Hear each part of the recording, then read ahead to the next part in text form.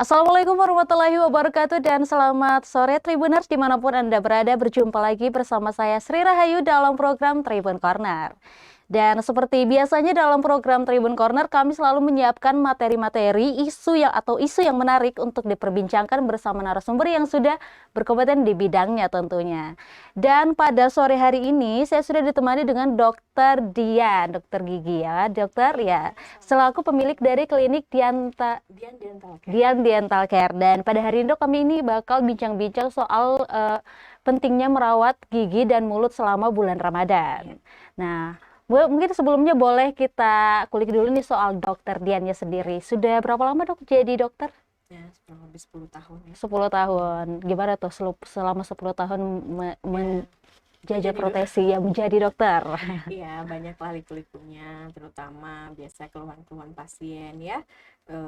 Dari yang mulai sakit gigi, terus kemudian yang mau cepat ditangani, eh, ya macam-macam lah. Apalagi yang zaman sekarang kondisi lagi corona. Ya, tentu kita nggak bisa melayani pasien sebanyak-banyaknya gitu. Jadi harus membatasi pasien dan menjaga social distancing antara pasien dan daerah sekitar klinik juga gitu. Iya. Nah, kalau misalkan selama pandemi COVID-19 sendiri ini gimana sih dok menjalani hari-harinya di klinik?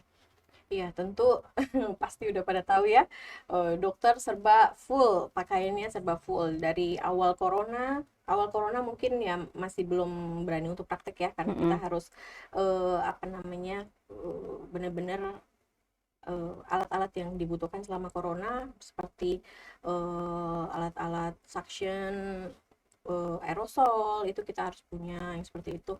Jadi kita harus sediakan semua alat-alat yang dibutuhkan selama corona ini, baru kita bisa mulai lagi untuk praktek seperti biasa. Tentu dokternya juga nggak bisa lagi pakai pakaian seperti ini, tentu harus lengkap, APD lengkap, masker segala macam ya, handscoon juga seperti itu. Kemudian ruangan juga harus kita jaga kelembabannya, sama antara pasien ke pasien juga kita harus jaga gitu, nggak bisa satu ruangan dua pasien itu tidak bisa lagi seperti itu. Ya, kalau di klinik sendiri dokter dibantu sama berapa anggota dok?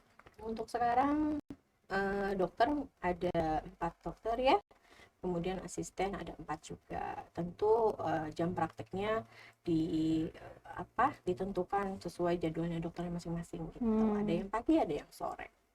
Kalau kan sekarang bulan Ramadan nih, ada perubahan waktu juga nggak? Kan kayak pemerintahan mereka tuh ada pangkas-pangkas waktu kerja. Nah, kalau di klinik sendiri gimana? Tentu. Jadi yang biasanya sampai malam ya, kita sampai sore aja gitu. Nanti jadi lebih enak untuk buka puasanya. Betul. Seperti itu. Nah, kalau antusias dari masyarakat sendiri kan kita tahu pandemi pasti banyak masyarakat yang parno nih mau datang ke dokter. Nah, itu gimana dok kalau dari dokter Ya, sendiri? makanya kita lakukan sosialisasi ya kepada pasien juga, kepada masyarakat juga melalui Instagram, melalui Facebook begitu ya. Kalau di tempat kita atau di tempat klinik dokter gigi itu sekarang sudah menggunakan alat yang mungkin aman untuk pasien itu sendiri, supaya mereka juga merasa nyaman untuk datang ke dokter gigi gitu. Jangan sampai di tempat praktek yang masih keterbatasan alat seperti itu ya, alat untuk khususnya untuk corona ini, zaman corona ini, itu kita harus lengkapi gitu. Jadi semua bisa berjalan dengan baik seperti itu. Baik, tapi kalau misalkan dari pasien sendiri ada keharusan nggak selama pandemi ini kalau datang apakah mereka sudah harus bebas dari COVID dulu atau seperti apa? Tentu, jadi sebelum pasien masuk, artinya masuk daerah admin ya, daerah administrasi, pasien tentu dicek suhu, kemudian ditanyakan sudah dari luar kota apa belum, maksudnya apakah sudah dari luar kota, sudah berapa lama, kemudian apakah pas datang ini sudah cek swab kah atau belum, seperti itu. Jadi semua harus dicek kayak gitu, Untuk memastikan terutama aman. untuk daerah luar kota ya, gitu. Jadi itu benar-benar kita memastikan. Kalau tidak ada hasil swabnya, kita juga tidak akan berani untuk melakukan tindakan kepada pasien tersebut. Jadi pasien juga harus mengerti gitu, karena kan Iya, kita harus saling menjaga ya betul antara betul. dokter dan pasien yang lain Mm-mm. gitu. Hmm. Nah, kalau misalkan selama pandemi ini sendiri, ada nggak sih kayak perawatan yang harus ditangguhkan terlebih dahulu untuk menghindari adanya penularan atau seperti apa gitu? Betul. Jadi kalau selama awal-awal corona ya, kalau sekarang kan memang masih corona, tapi artinya lebih banyak yang kita bisa kerjakan dibanding waktu awal corona. Awal corona itu paling minimal yang kita kerjakan adalah pasien-pasien yang memang darurat ya, Hmm. seperti sakit gigi yang tak tertahankan, seperti itu baru bisa kita tindaki. Tapi kayak cuman hanya membersihkan karang gigi awal-awal corona, biasanya sih kita hindari dulu, Hindari. karena awal corona juga kan alat kita belum lengkapi ya, mungkin kayak seperti suction aerosol di ruangan tempat praktek kita, sehingga untuk pembersihan karang gigi kita eh, apa istilahnya tunda dulu gitu Mm-mm. ya. Jadi kita dahulukan untuk perawatan yang memang darurat seperti urgent Hmm. seperti itu. Ya. Nah, kalau sekarang alhamdulillah sih sudah ya, sudah dilakukan tindakan-tindakan itu. Corona sekarang udah setahun ya. Iya, Jadi karang gigi juga kalau nggak dibersihin setahun kan lumayan iya ya betul betul. gitu. Minimal kan membersihkan karang gigi itu 6 bulan sekali untuk menjaga kesehatan Hmm. mulut kita ya. Dan sekarang sudah bisa dilakukan tindakan tersebut, terus kemudian tindakan-tindakan lain, tindakan estetik seperti pemasangan kawat gigi, pencabutan dan lain-lain, penambalan juga gitu. Berarti memang sekarang udah yang sebelumnya perawatannya itu ditutup, sekarang udah bisa Sudah dibuka bisa, lagi. Baik, alhamdulillah. alhamdulillah. Artinya masyarakat juga bisa lebih bebas memilih perawatan apa yang dia butuhkan seperti itu. Baik. Nah, ngomong-ngomong sekarang ini kan lagi bulan Ramadan nih, Dok. Dan biasanya tuh yang jadi masalah masyarakat nih kalau buat pada saat bulan Ramadan tuh bau mulut. Nah, itu gimana tuh, Dok? Kira-kira? Oke, jadi begini, selama kita berpuasa itu kan tidak ada aktivitas makan, minum gitu ya. Jadi tentu produksi saliva di dalam mulut kita juga lebih berkurang. Nah, karena produksi saliva berkurang, makanya asam dalam mulut kita lebih terasa, sehingga menyebabkan bau Bau mulut. mulut Nah, ya. sementara kan air liur itu fungsinya juga menetralkan ya asam di dalam mulut kita, Iya. seperti itu. Jadi kalau bau mulut ya wajar ya. Iya, iya, iya. Wajar. Nah, tapi bagaimana meminimaliskan bau Betul. mulut tersebut? Yaitu bisa dilakukan dengan minum air putih sebanyak-banyaknya. Sebanyak-banyaknya bukan berarti harus sampai kembung ya. Iya. Jadi yang penting rajin minum air putih pada saat kita sahur ya, itu cukup misalnya. Terus kemudian pas buka dan malam sebelum tidur gitu, itu kita minum air putih. Dan tentu juga kita harus menjaga juga kebersihan mulut kita gitu. Air putih kan untuk membantu menjaga kelembapan mulut kita ya. Iya. Nah, selain itu juga bisa ditangani dengan pembersihan gigi gitu ya, pembersihan gigi. Kalau pembersihan gigi sendiri kan ada khusus ya, ada sikat lidah dan ada benang gigi gitu untuk alat bantunya. Nah, untuk sikat gigi tersendiri kita lakukan minimal 2 kali sehari ya. Nah, itu juga harus kita fokuskan di daerah-daerah yang paling ujung, paling belakang. Terus kemudian cara penyikatannya juga kita harus perhatikan gitu ya. Jangan sampai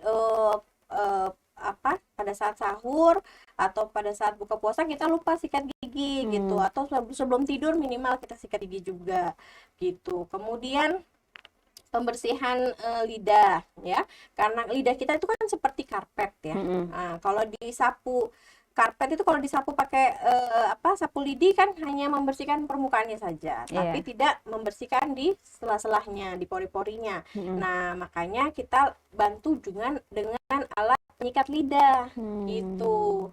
Nah, kemudian ada juga dental floss. Dental floss itu seperti benang gigi khusus, bukan benang jahit ya.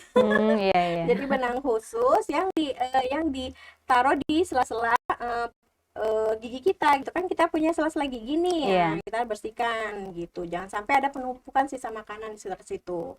Nah, kemudian juga kita harus lihat apakah gigi kita ada karang gigi nggak gitu.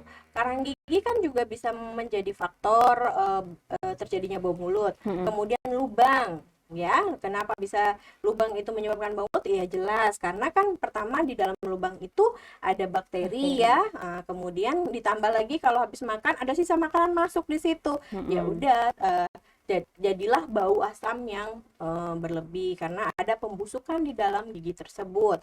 Kemudian bisa kita lakukan dengan apa? Pembersihan karang gigi sudah ya, penambalan juga sudah. Kemudian kita lakukan rutin pembersihan karang gigi minimal 6 bulan sekali. 6 bulan sekali, ya. Nah, tadi kan berarti sikat gigi juga ini termasuk salah satu hal yang penting nih kita lakukan. Itu kalau bulan puasa sendiri, idealnya kita sikat gigi itu harus berapa kali sih, Dok? 2 kali sehari. 2 kali 2 sehari. kali sehari, malam sebelum tidur itu wajib ya. Sama kalau sekarang lagi bulan Ramadan, sebenarnya bisa saja gitu sikat gigi, nggak ada artinya tidak menjadi suatu hal yang tidak dibolehkan ya. Sikat gigi itu boleh selama bulan puasa selama tidak ditelan. Iya, seperti betul. itu ya. Jadi hanya di daerah rongga mulut saja seperti itu. Nah, kalau misalkan dari segi makanan sendiri nih, misalkan jangan sampai makanan yang kita konsumsi ini mempengaruhi bau mulut kita. Itu ada nggak sih makanan-makanan yang harus kita hindari? Tentu. Kalau makanan yang harus dihindari itu ya tentu mungkin banyak tahu ya yang bau menyengat itu ya, seperti golongan bawang-bawangan, bawang, bawang putih, bawang merah, kemudian kalau buah itu ya seperti durian, terus kemudian ada juga pete, jengkol ya, itu kan golongan yang bau. Kemudian ikan kan juga termasuk agak amis ya. Jadi untuk pada saat sahur sebaiknya hindari makan makanan yang terlalu berbau seperti itu. Betul. Jadi, tapi kan kalau orang Indonesia kalau nggak pakai bawang nggak enak ya. Iya, betul. Jadi ya paling tidak diminimalkan lah gitu, supaya tidak pada saat kita berpuasa bau bawangnya tidak ikut gitu menyebar. Berarti memang jangan sampai dikonsumsi berlebih seperti itu. Betul. Nah, kalau misalkan dari untuk perawatan, kita balik ke perawatan gigi nih. Seberapa penting sih kita harus melakukan perawatan gigi apalagi misalkan di bulan Ramadan seperti ini? Perawatan gigi selain di rumah ya, yang seperti tadi saya jelaskan, disikat gigi, kemudian disikat lidah, terus bersihkan sela-sela gigi dengan benang gigi. Kita juga bisa lakukan di dokter gigi ya, dokter gigi terdekat boleh ya, atau dokter gigi yang biasa didatangi itu boleh gitu. Seperti kita melakukan pembersihan karang gigi. Di dokter gigi kan dibersihkan karang gigi bukan hanya dibersihkan tapi juga disikat gitu ya, daerah-daerah yang kemudian dicek juga apakah ada lubang di sekitar gigi kita itu. Lubang kecil itu juga sangat mempengaruhi bau mulut kita loh gitu ya. Jadi itu juga kita harus perhatikan. Dan satu hal lagi, jangan tunggu sakit gigi gitu. Jadi kalau ketika kita tahu ada lubang kecil di permukaan gigi kita, segera langsung tambal. Iya, karena kan gigi sifatnya bukan kayak kulit ya, ketika luka dia akan sembuh kembali. Nah, kalau gigi, kalau ketika dia sudah lubang, dia nggak akan bisa tiba-tiba nutup seperti itu gitu. Pasti dia meninggalkan pembusukan di dalam, semakin hari semakin besar seperti itu. Jadi jangan tunggu sakit gigi. Jangan tunggu sakit dulu. Jadi kalau misalkan udah lihat ada yang tidak beres nih dengan gigi kita, langsung aja datang ke dokter. Iya. Bisa dicek kan tiap 6 bulan sekali. 6 bulan sekali. Dok, ada nggak ini lubang di sekitar gigi saya gitu? Oh iya ini ada. Oke dok, bisa nanti kunjungan di schedulekan kunjungannya, dirutinkan. Oh iya dok, nanti minggu depan atau hari itu juga silahkan gitu. Oh iya, tergantung pasiennya. Yang penting sudah diinformasikan seperti itu. Oh ya, berarti kalau misalkan mau ke dokter Dian sendiri, kalau misalkan kita mau periksa harus janjian dulu nih, buat schedule dulu. Karena kondisinya memang lagi corona ya, jadi semua pasien yang datang harus di-schedulekan dari jamnya, dari harinya, seperti itu. Jadi melalui WhatsApp biasanya ya gitu. Nanti ada admin yang terima. Jadi memang nggak bisa langsung datang karena biasanya pasien yang sudah diatur per jam itu sudah ada masing-masing jamnya gitu. Jadi kalau mendadak khawatir social distancing lagi gitu ya, tidak bisa dijaga gitu. Ya, nah kalau selama pandemi ini sendiri dok, apakah dokter ini cuma menyediakan layanan di klinik aja atau ada bisa dipanggil ke rumah seperti itu? Enggak. Oh enggak ya? Untuk gigi mungkin beda sama skincare ya gitu. Kalau skincare mungkin atau yang orang pijat gitu mungkin bisa dipanggil di rumah. Kalau gigi kan agak ribet ya kalau dipanggil di rumah karena alatnya yang sebegitu besar, kemudian ada alat-alat tertentu yang agak sulit gitu. Jadi tindakannya hanya di klinik. Baik, Gitu. baik. Nah, ini mungkin dok bisa dikasih tips-tips nih buat Tribuner yang ada di rumah. Bagaimana sih caranya kita menjaga agar mulut kita tetap sehat meskipun sedang berpuasa? Oke, baik. Pertama, kita bisa lakukan dengan pembersihan tadi ya, pembersihan gigi, sikat gigi minimal 2 kali sehari, sikat lidahnya juga dengan alat bantu sikat lidah, kemudian dibantu juga dengan benang gigi. Yang mungkin tidak pernah melihat benang gigi, mungkin bisa dicek ya, cari tahu. Ada benang gigi itu yang dalam bentukan meteran, ada juga yang bentukan tangkai gitu. Mungkin yang tangkai lebih gampang dipakai untuk orang-orang yang belum pernah pakai benang gigi ya. Jadi coba-coba karena benang gigi itu bagus tuh untuk membersihkan di sela-sela karena kan sikat gigi nggak selalu bisa sampai ke sela-sela gigi ya. Jadi dibantu dengan benang gigi. Nah, kedua, rajin berkumur boleh berkumur dengan obat kumur tertentu silakan. Tapi hindari obat kumur yang terlalu yang ada kandungan alkoholnya sama yang mengandung kandungan minyak terlalu keras sehingga menyebabkan air liur kita jadi lebih kering. Nah, itu hindari. Jadi biasanya sih saya sarankan dengan obat kumur yang ada kandungan povidone iodin. Itu bagus dan bisa dipakai hari-hari seperti itu. Ya. Nah, kalau misalkan ada Tribuners nih yang pengen konsultasi atau perawatan gigi ke dokter Dian, gimana caranya, Dok?